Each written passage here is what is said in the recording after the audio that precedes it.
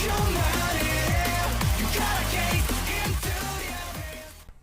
guys, kembali bersama gue di channel Uwin Mikun. Hari ini gue bisa anime Legend dari Food Gue Simpol 2024 adalah Jigen no Risa. Jadi episode kemarin, ya bisa bilang episode yang bagus banget. Jadi nunjukin kalau Risa tidak menyerah dan akhirnya berkat bantuan dari teman-temannya, dari Nono terutama ya, ngingetin kalau ya di situ tim gitu kan. Jadi benar-benar kita ini harus bekerja sebagai tim gitu kan. Dan terbukti ketika di hari kedua mereka benar-benar sangat rapi, mereka benar-benar sangat terkoordinir, dan mereka benar-benar nunjukin kalau dia itu emang adalah cosplay yang terbaik gitu kan untuk orang-orang nikmati gitu kan. Makanya kita lihat apa yang akan terjadi selanjutnya. Kita tunggu langsung ke episode dari Jigen no Risa. Let's go. Oke, tunggu langsung ke episode baru dari Jigen no Risa. Let's go ya. Nggak tahu ya headset gue nih kenapa sih yang earbud baru padahal beli gitu kan, tapi sudah hilang suaranya satu gitu kan. Jadi makanya aduh, bener-bener complicated banget dah gue kalau ngeriak. Heran gue gitu kan. Nggak apa, ada aja cobaannya gitu kan gitu. Yaudah kita lihat apa yang jadi di episode kali ini. Let's go. Ini udah gue kencengin dulu. Udah, let's go. Kenceng banget. Dan akhirnya gitu kan, bener-bener tampil dengan baik gitu kan.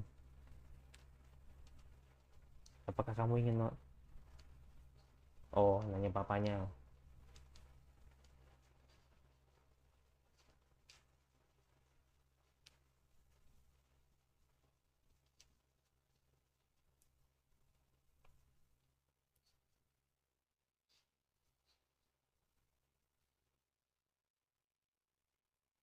Hmm.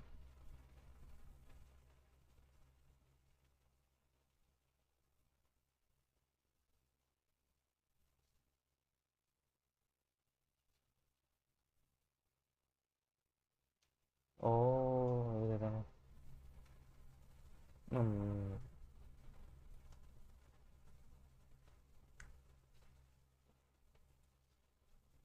ada rencana seperti itu ya. Jadi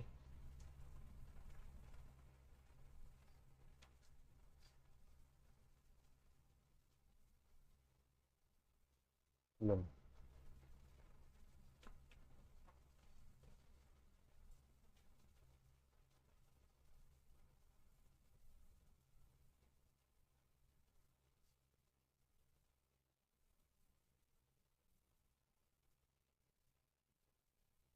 Oh, apa dia bilang, apakah aku masih sayang padamu atau gimana? Wah, atau jaga Aira atau gimana? Nggak tahu juga sih. Tolong sayangin juga ke Aira atau gimana? Nggak tahu juga ya. Atau eh, sama datang kembali gitu kan di kehidupanmu yang baik gitu kan. Karena kan ibunya kan juga sebenarnya ngedukung kan kalau emang eh, mantan, atau bilang ya mantan suaminya ini bisa comeback gitu kan, menggambar nggak putus asa kayak pada saat break ini gitu ya.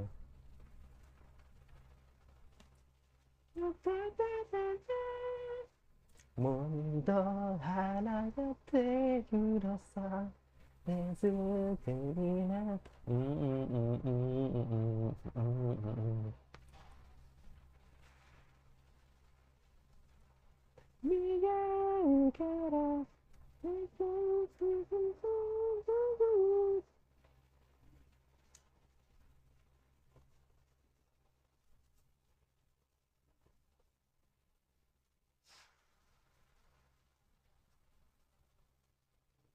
Berarti ada satu tugas yang sebenarnya masih eh, apa penasaran gitu kan, apakah bapaknya bakal datang. Itu sih.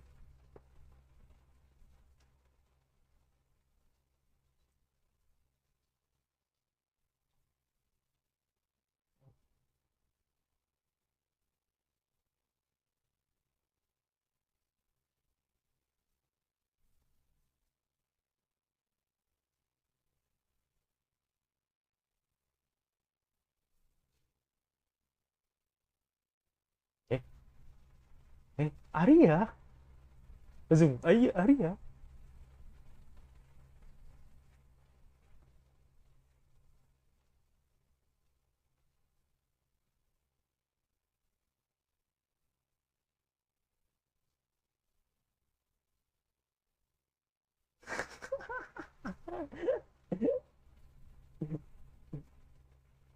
Ya kan langsung sadar.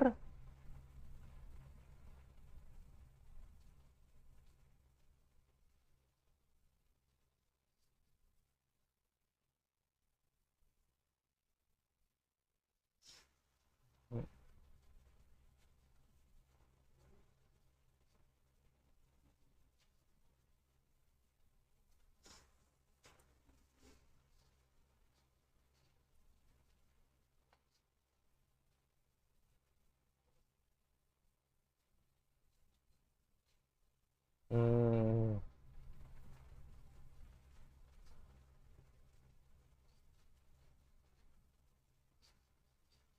Wah gila sih emosional banget kalau ketemu ya sama bapaknya.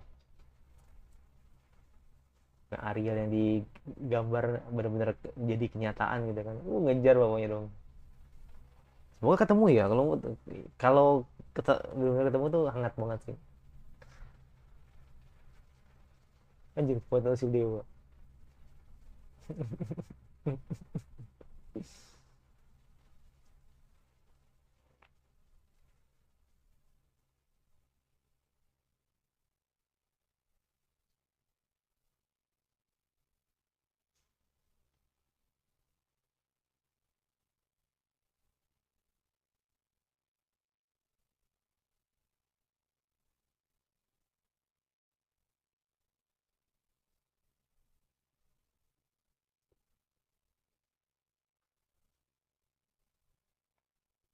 Ketemu nih kayaknya.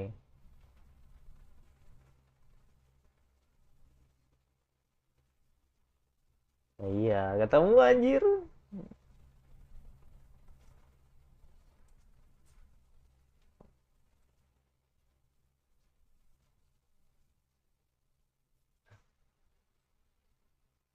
Ah iya. Eh, uh, uh, nggak bisa dibohongin sih emang kalau ngeliat. Mm-mm.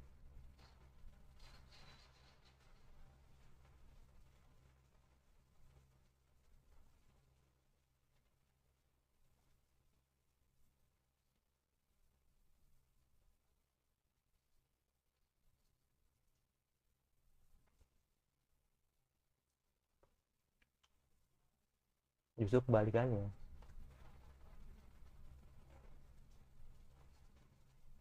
Justru kebalikannya. Dia malah pride banget, seneng banget.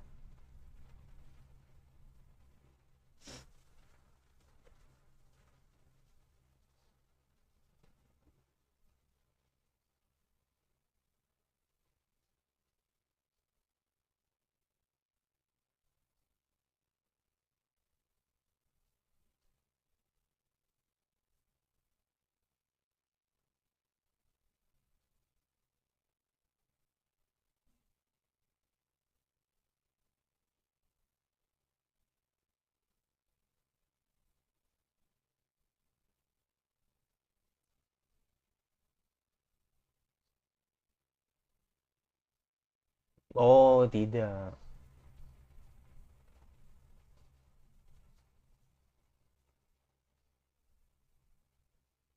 Ya nggak jadi dong.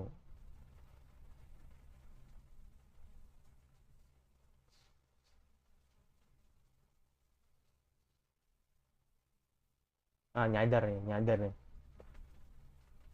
Nyadar, nyadar. Nyadar nih, nyadar nih. Aduh, nggak nyadar anjir.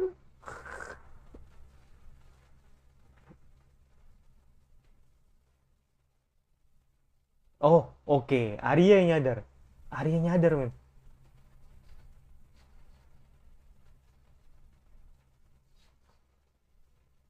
Iya, iya, Arya. Iya.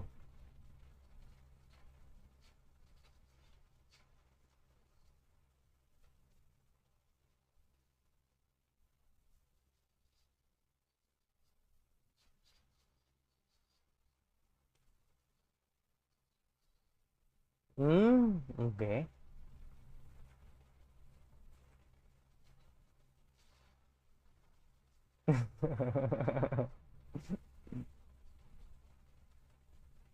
Kau siapa?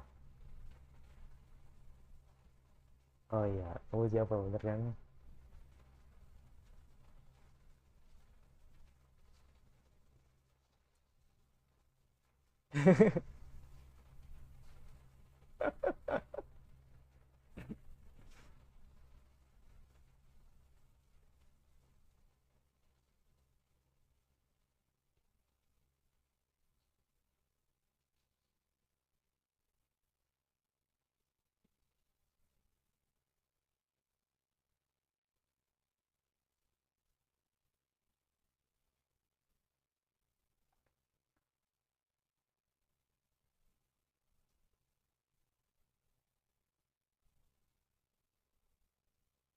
Hmm,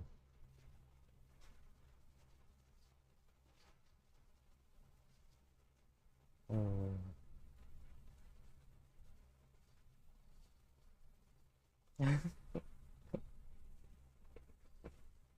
Ya dapat juga ya. Ini di luar banget nih.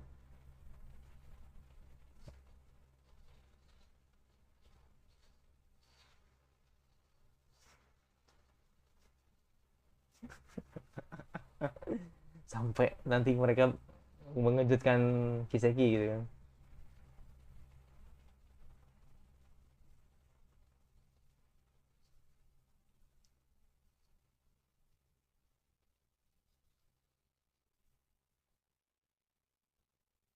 Ih, jago loh. Iya sih, emang iya sih. Hmm, iya mangaka ya. Nggak, maksud gue jago loh walaupun bukan di kertas seperti gitu.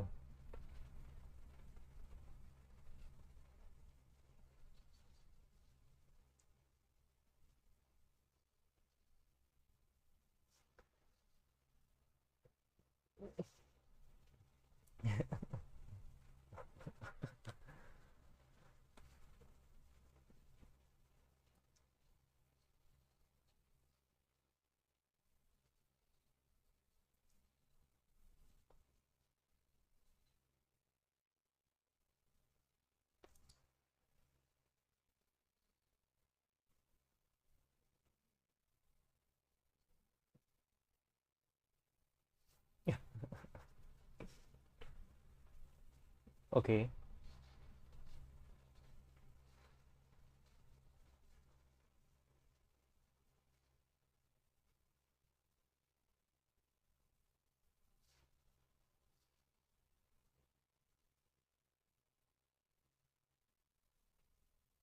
Hmm,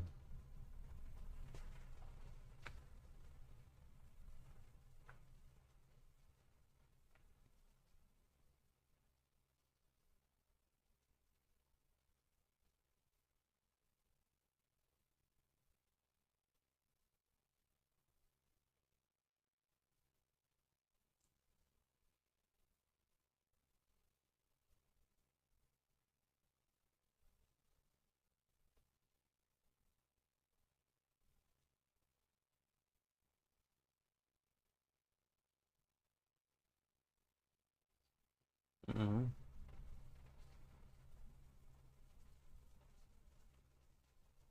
mm. Betul.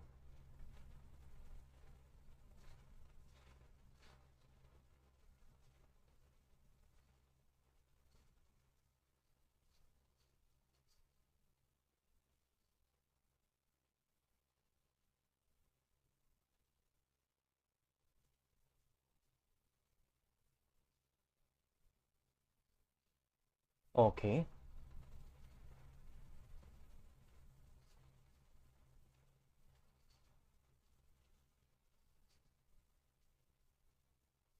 Tidak ada yang boleh mendikte.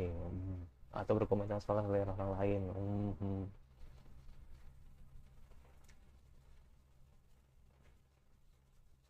Hmm.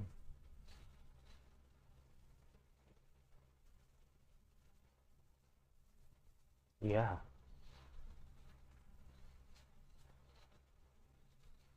Hmm. Hmm.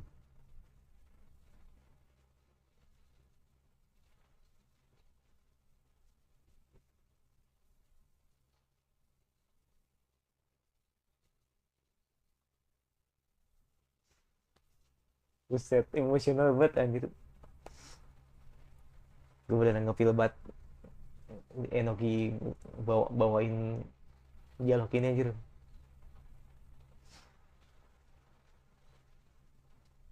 Berasa denger Itadori gue.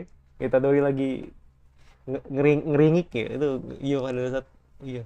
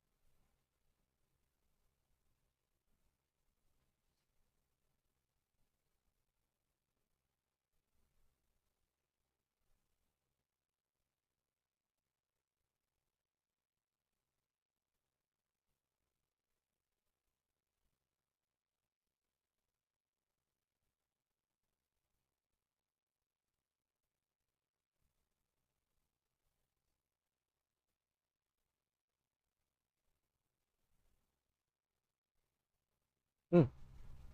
Oh, langsung jadi Meli. Wah, gila sih. Wow. It's the perfect reunion. Wow. Gak nyangka anjir.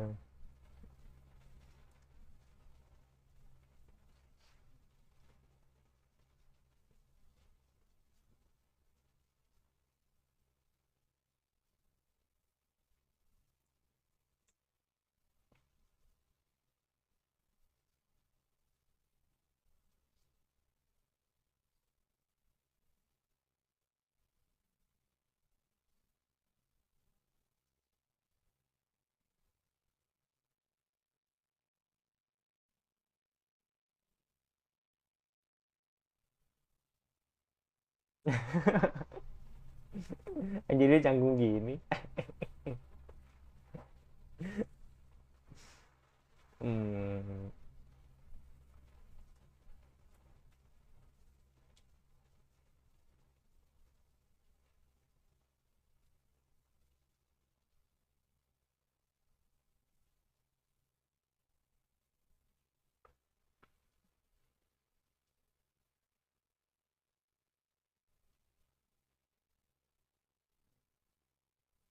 Hmm.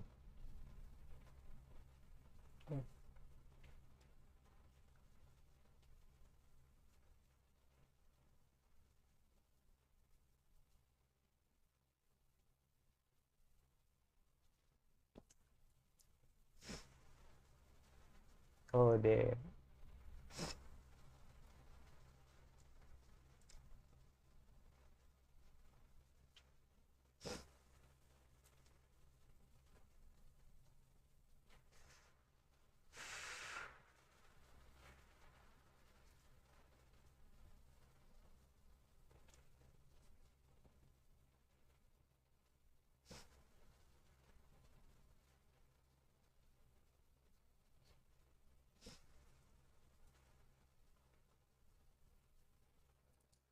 Setuju.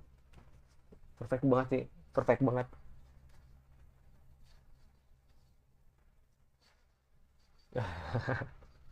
Mulai.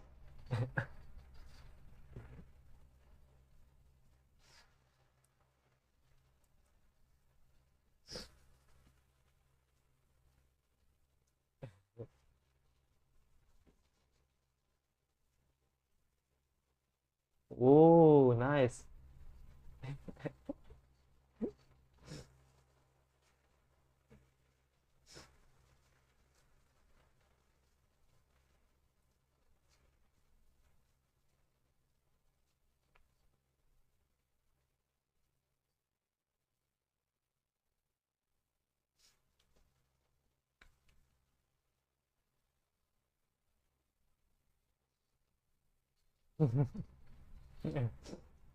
Ya paling deh untuk lo anjir, kocak banget gugur.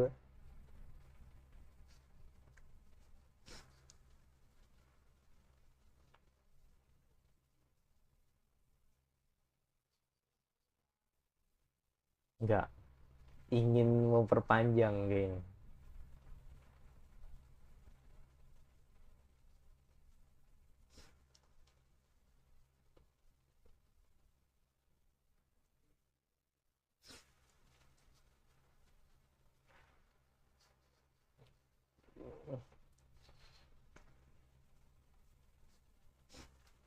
Ya,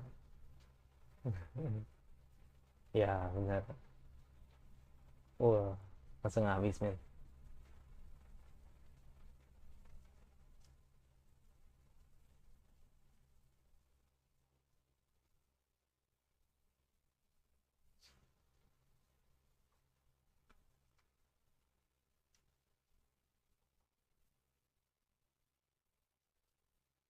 Lanjut terus ya kan. Bener, emang masih lanjut terus. Ya.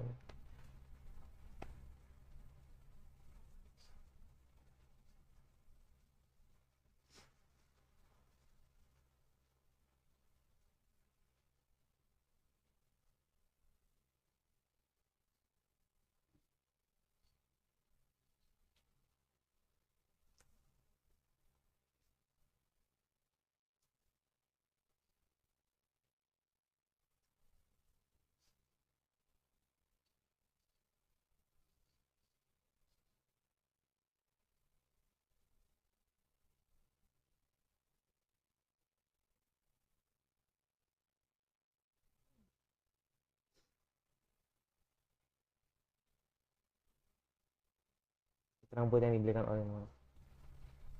Hmm. Hmm.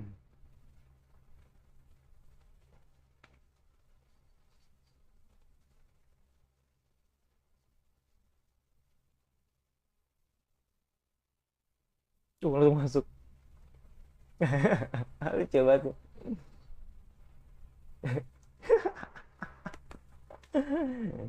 Anak itu tuh bener-bener ini ya. Anak itu bener-bener pelindung malaikat bang. Malaikat buat anak tuh yang malaikat bagi kedua orang tua sih. Hmm. Tuh dengerin tuh yang orang-orang yang child free nggak jelas anjir. Itu ketika kalian berantem siapa yang jadi penengah anak. Gue kadang kesel sih denger kata child free ini.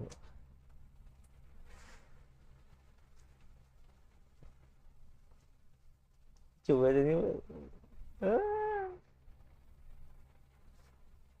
Ya pada zaman sekolah ya Erin terus nikah ya kan lucu banget anjir. Ush. Old bad gold nih.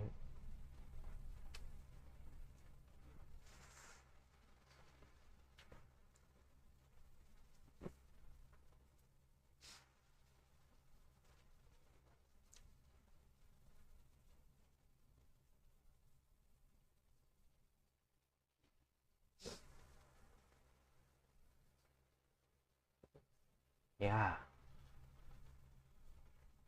ya.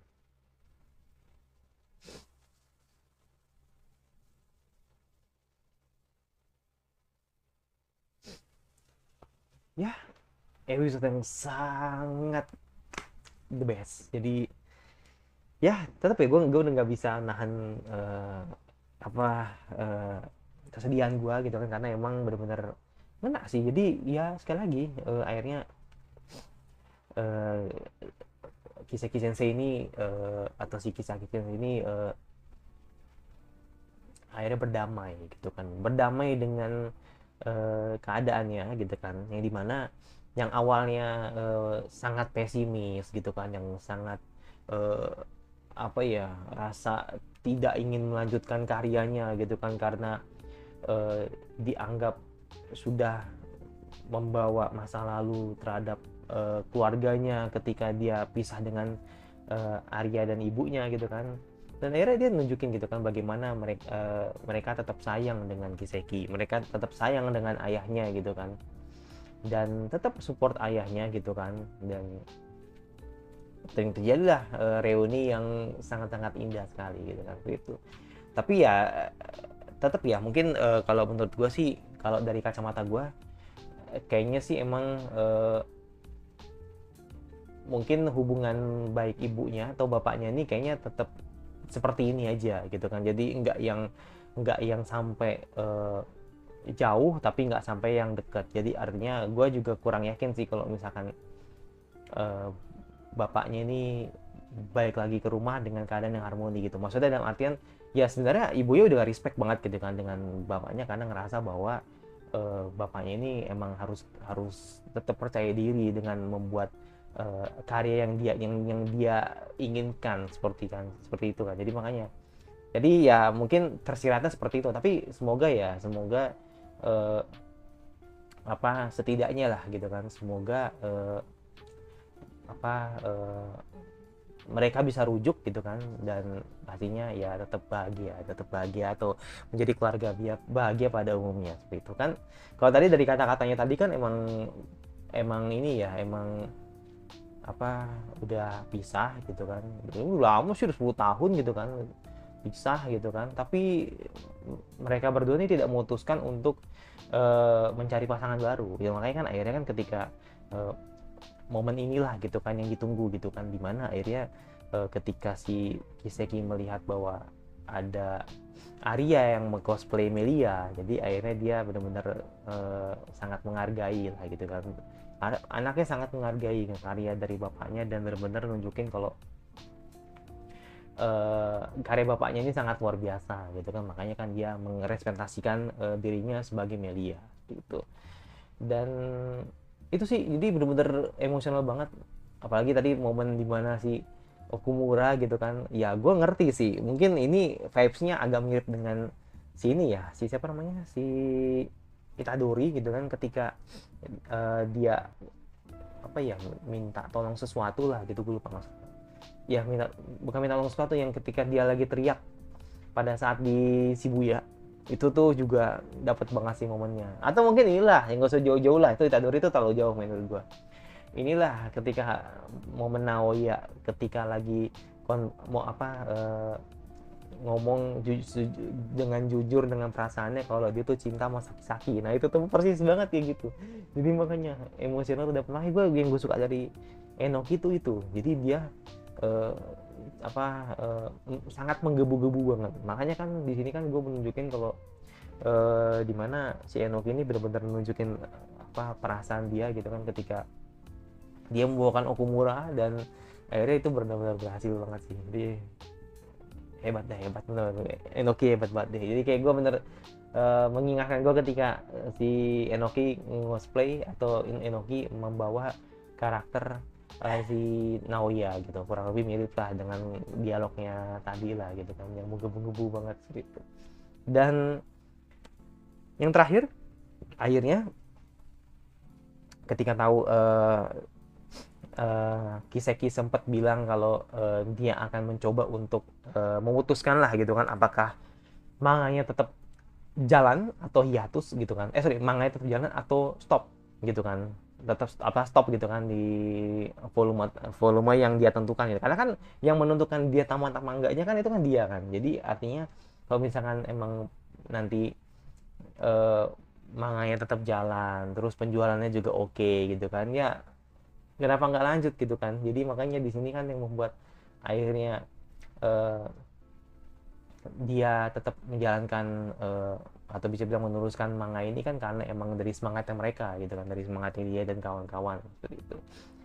Nah, makanya itu sih yang jadi akhirnya gue jadi terbuka mata gue gitu kan. Akhirnya gue benar-benar terbuka dengan industri anime zaman sekarang, karena make sense sih. Akhirnya kan gue jadi mikir eh, kenapa sih eh, banyak studio atau bisa bilang banyak eh, para produser berlomba-lomba gitu kan untuk tetap membuat anime isekai dibanding genre lain. Simple, karena isekai itu adalah eh, produk yang laris gitu loh. Jadi makanya kan di situ mungkin ada sebagian orang yang kayak eh, apa nggak suka, gumoh, bosen ya kan, boy bener jenuh lah gitu kan ketika melihat ada satu konsep isekai yang sama gitu kan, atau mungkin ceritanya begitu-gitu aja. Tapi mau gimana, kalau udahlah emang kalau emang isekai ini laris gitu kan, ya akhirnya kan bakal terus jalan gitu kan. Itu karena ya sekali lagi nggak banyak orang yang suka dengan genre tertentu. Contoh misalkan genre historical, nggak banyak yang tahu gitu kan, atau mungkin nggak banyak yang suka gitu loh. Kalau banyak yang nggak tahu, gua rasa itu masih bisa dimengerti lah gitu kan, karena mungkin banyak orang yang kan tidak sewibu atau tidak seotaku yang teman-teman pikirkan gitu kan. Tapi kalau sampai yang nggak suka, ya orang tidak akan mau nyentuh gitu loh. Jadi makanya kan akhirnya kan ketika dengar kalau ada isekai ini, setidaknya kan orang jadi notice gitu kan. Setidaknya orang jadi notice kalau uh, ya ini isekai lagi, tapi nggak ada salahnya untuk coba dong. Nah akhirnya kan dia coba. Perkara dia tidak suka apa enggak, itu yang penting dia coba dulu gitu kan. Terus kalau misalkan ada something yang nanti membuat dia suka, akhirnya dia coba untuk nonton. Makanya di sini kan industri anime itu memang sangat luas gitu kan, dan akhirnya apa yang menjadi potensi mereka gitu kan dalam membuat sesuatu yang pasti mereka akan buat gitu kan. Jadi yang artinya kalau misalkan wah nih pasarnya nih isekai nih sekarang nih, ya udah semua buat isekai gitu kan. Karena saking menjamurnya isekai itu kan akhirnya orang jadi bosen juga kan. Tapi yang mau gimana gitu kan, karena isekai itu emang salah satu genre yang masih favorit lah ibarat gitu kan, yang masih laris, yang masih orang pasti akan notice lah gitu kan, dibanding sama genre-genre yang mungkin nggak akan disentuh sama orang gitu kan, seperti itu. Bahkan genre sport aja itu juga nggak banyak yang eh, suka loh gitu ya kan. Jadi kan banyak banyak orang yang kayak contoh lah kayak ada bulu tangkis atau mungkin kayak sepak bola gitu kan, nggak banyak orang yang suka itu gitu kan. Jadi ya sekali lagi, kalau misalkan kalau kalau ada hal yang sering kalian temui terus kalian bosan, ya itu wajar karena emang baik lagi industri anime itu ngikutin pasar yang emang harus dicoba gitu kan, agar baik animenya, manganya itu juga ikut laku gitu. Makanya kan lu nggak heran kan ketika ngelihat ada sebuah fenomena gitu kan, dimana contoh lah dandan lah gitu kan, dandan ya kan, itu mereka animenya kan terbilang berhasil lah gitu kan, dan akhirnya manganya naik. Begitu juga dengan uh, uh, gak usah jauh-jauh deh, apa ya, ICLV deh. Nah tuh lu bayangin tuh ICLV tuh yang orang notice head yang benar-benar nggak suka dengan ICLV, tapi like novelnya tetap jalan bos gitu loh. Jadi orang pasti akan tetap tetap apa ya, memilih something yang menurut dia tuh kayak wah nih garapannya jelek nih, ini animenya jelek nih, coba kalau lihat novelnya kira-kira tertolong nggak ya, nah gitu. Jadi orang pasti buat situ, kayak Blue Lock lah gitu kan, biar dikata Blue Lock ya kan, yang kalian lihat lah gitu kan, dimana ada apa ya, wajah fenomena PNG animation ya, atau mungkin PowerPoint dan sebagainya, tapi manganya tetap laku gitu loh. Ya sekali lagi karena emang itulah yang terjadi gitu kan. Jadi bukan berarti ketika anime tidak berhasil manganya tidak jalan, enggak. Jadi semua itu emang ada fenomenanya gitu kan. Semua itu ada ininya lah, ada ada hal yang tetap berhasil lah gitu kan, yang membuat akhirnya penonton jadi tergerak, jadi suka dengan karya tersebut gitu. Nah salah satunya adalah tadi ketika si siapa si Kiseki ini sempat memikirkan apakah manganya ingin ditamatin apa enggak gitu. Ya, sekali lagi karena emang manganya tuh kurang laris gitu loh, kurang kenotis ya, karena kan maklum ya, karena kan cerita lama kan, cerita jadul gitu kan.